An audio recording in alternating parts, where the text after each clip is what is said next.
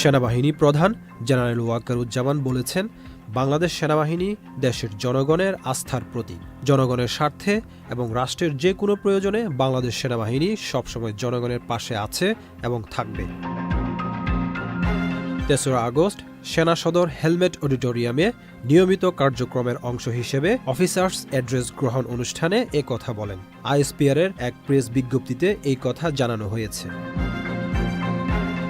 আন্তঃবাহিনী সংযোগ অধিদপ্তর আইএসপিআর জানায়, সেনাবাহিনী প্রধান জেনারেল ওয়াকারুজ্জামান অফিসার্স অ্যাড্রেসে দেওয়া বক্তব্যে সব সেনা কর্মকর্তার উদ্দেশ্যে দেশের চলমান পরিস্থিতির উপর আলোকপাত করে সেনাবাহিনীর কার্যক্রম সম্পর্কে দিক নির্দেশনা দেন।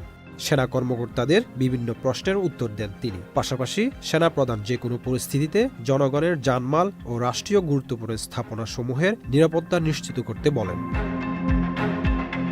সেনাপ্রধান বলেন, বাংলাদেশ সেনাবাহিনী দেশের জনগণের আস্থার প্রতীক। জনগণের স্বার্থে এবং রাষ্ট্রের যে কোনো প্রয়োজনে বাংলাদেশ সেনাবাহিনী সবসময় জনগণের পাশে আছে এবং থাকবে।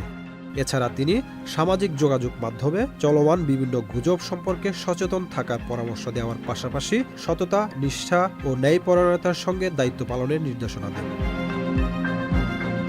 এ সময় সেনা সদরের ঊর্ধ্বতন সামরিক কর্মকর্তা সহ সব সেনানিবাস থেকে ফরমেশন কমান্ডার সহ সব পদবীর সেনা কর্মকর্তারা ভিডিও টেলিকনফারেন্সের মাধ্যমে অংশগ্রহণ করেন। প্রিয় নম্বর সেট করে বিকাশে সেন্ড মানি করুন ফ্রি।